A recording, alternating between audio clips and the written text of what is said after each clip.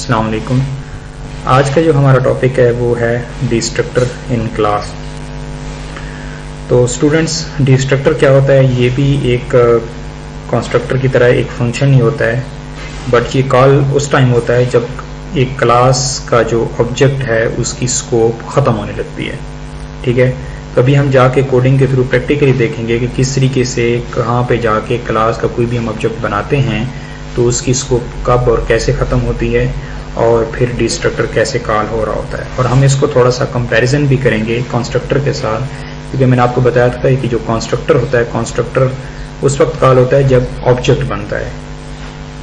इसके अपोजिट अगर हम लोग डिस्ट्रक्टर को देखें तो डिस्ट्रक्टर तब कॉल होता है जब एक क्लास के ऑब्जेक्ट की स्कोप खत्म होने लगती है। तो आइए हम इसको जरा कोड करके चेक करते हैं कि ये चीज़ें कैसे वर्कआउट कर रही होती हैं। ठीक है, ये एक बेसिक इंफ्रास्ट्रक्चर है एक कोडिंग का C++ के अंदर कि मेन फंक्शन है, यहाँ पे एक क्लास का स्ट्रक्चर है और यहाँ पे जो है हेडर फाइल है। तो मैं ह्यूमन के अंदर सबसे पहले जहाँ पे जाके मैं एक पब्लिक कंस्ट्रक्टर बनाता हूँ। ठीक है, कंस्ट्रक्टर क्या होगा? ह्यूमन ही होगा, क्योंकि इसका नेम वही होगा जो क्लास का नेम है, ह्यूमन।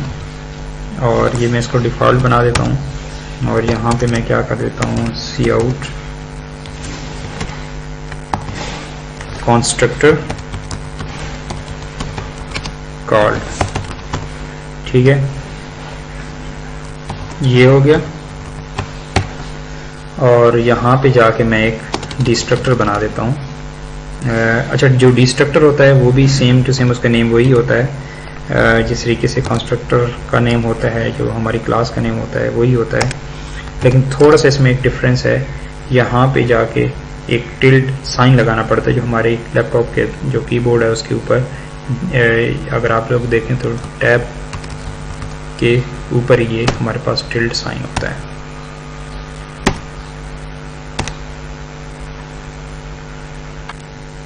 सॉरी, यहाँ पे टिल्ड साइन आएगा जब मैं शिफ्ट के साथ यहाँ पे प्रेस करता हूँ इस बटन को। तो ये ह्यूमन हो गया हमारे पास डिस्ट्रक्टर, और इसके अंदर भी मैं एक कमेंट दे देता हूँ, cout डिस्ट्रक्टर कॉल्ड। ठीक है, अच्छा यहाँ पे एक और भी डिफरेंस है। जो हमारे पास जो डिस्ट्रक्टर होता है, एक तो इसके साथ टिल्ड साइन आता है एज कम्पेयर टू कंस्ट्रक्टर, और दूसरा क्या है कि ये जो डिस्ट्रक्टर है इसके अंदर कोई भी इनपुट पैरामीटर्स नहीं होते, जबकि जैसे कि हमने पहले वाले लेक्चर्स के अंदर देखा था कि जो कंस्ट्रक्टर होता है इसके अंदर हम कुछ ना कुछ इनपुट पैरामीटर भी दे सकते हैं। ठीक है, अब हम जब यहाँ पे जाके एक ऑब्जेक्ट बनाते हैं और देखते हैं कि ये कंस्ट्रक्टर डिस्ट्रक्टर कब कॉल होते हैं। ठीक है, तो देखें यहाँ पे मैंने ऑब्जेक्ट बनाया ह्यूमन कामरान। ठीक है ना, अब मैंने जैसे ऑब्जेक्ट बनाया तो मेरे पास कौन सा कंस्ट्रक्टर कॉल होना चाहिए? ये कंस्ट्रक्टर कॉल हो जाना चाहिए। ठीक है, इसको मैं रन करता हूँ।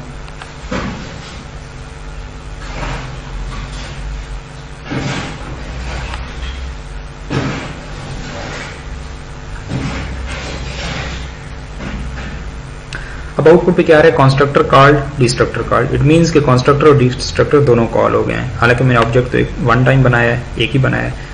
तो क्या हुआ, ये दोनों आउटपुट पे इस वजह से आ रहे हैं क्योंकि यहाँ पे जब मैंने मेन के अंदर ऑब्जेक्ट कामरान बनाया, ठीक है, कंस्ट्रक्टर तो उस टाइम कॉल हो गया, अभी डिस्ट्रक्टर कॉल नहीं हुआ। ठीक है, और जब मैं कंस्ट्रक्टर कॉल हो गया और जब मैं यहाँ पे नीचे आया तो नीचे आके यहाँ पे एक मुझे ब्रैकेट मिल गई और जो ऑब्जेक्ट बना था उसकी स्कोप यहाँ पे इस ब्रैकेट पे आके ख़त्म हो गई। जो ऑब्जेक्ट कामरान बना था उसकी स्कोप कहाँ पे ख़त्म हो रही है? लाइन नंबर 20 पे।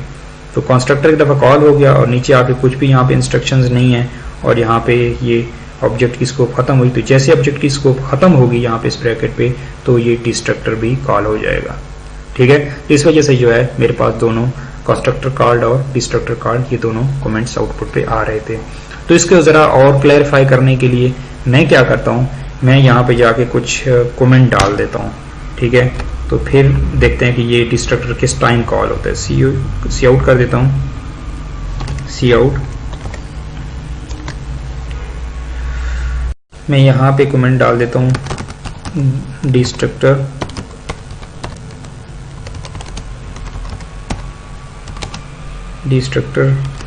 इज नॉट कॉल्ड येट, कि अभी डिस्ट्रक्टर कॉल्ड नहीं हुआ।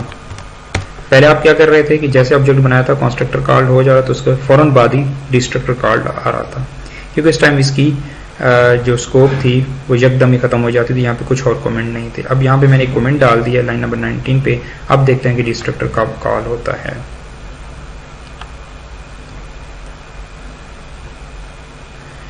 ये देखें, अब सबसे पहले कंस्ट्रक्टर कॉल्ड, जैसे ही ऑब्जेक्ट बना, जैसे ही कामरान ऑब्जेक्ट बना तो कंस्ट्रक्टर कॉल हो गया, और फिर उसके बाद मैंने कमेंट लिखा हुआ है, C out destructor called, destructor is not called yet, ठीक है ना, क्योंकि जो कंस्ट्रक्टर जो अभी ऑब्जेक्ट बना था, ठीक है ना, उसकी अभी तक स्कोप खत्म नहीं हुई, ठीक है ना।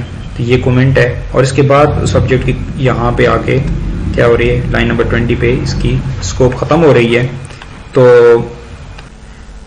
इसकी स्कोप यहाँ पे खत्म हो रही है। तो जैसे यहाँ पे स्कोप खत्म होगी तो डिस्ट्रक्टर भी कॉल हो जाएगा। तो इस वजह से पहले कंस्ट्रक्टर कॉल हुआ क्योंकि ऑब्जेक्ट बना, फिर destructor is not called yet ये आ गया, और उसके बाद जैसे ही इस ऑब्जेक्ट कामरान की यहाँ पे स्कोप खत्म हुई तो डिस्ट्रक्टर भी कॉल हो गया।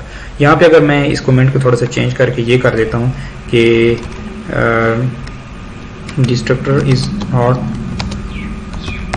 कॉल्ड बिकॉज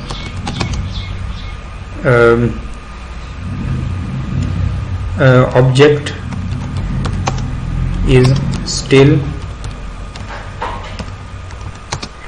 in scope, ठीक है, ठीक है। तो अब मैं इसको मैं रन करता हूँ तो ये चीज़ ज़्यादा क्लेरिफाई हो जाएगी। कंपाइल हो गया, अब मैंने इसको रन किया,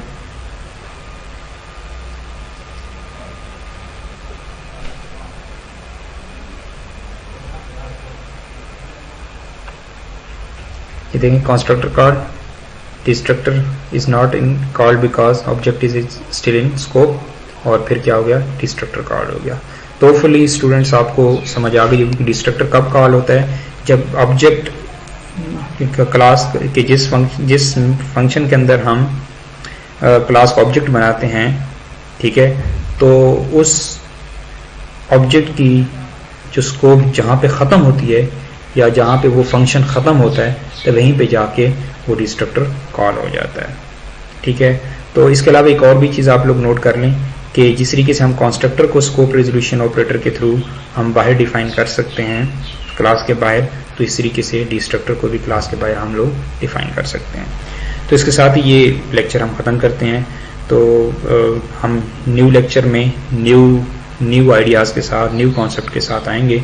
तो तब तक मैं आपको यही रिकमेंड करूंगा कि इस डिस्ट्रक्टर के जो कॉन्सेप्ट्स हैं आप इनको खुद कोड करें और देखें कि ये डिस्ट्रक्टर कब कॉल होता है, डिफरेंट जो ऑब्जेक्ट्स होते हैं उनकी स्कोप कब और कहाँ और कैसे जो है ख़त्म होती है। तो थैंक यू सो मच, अल्लाह हाफिज़।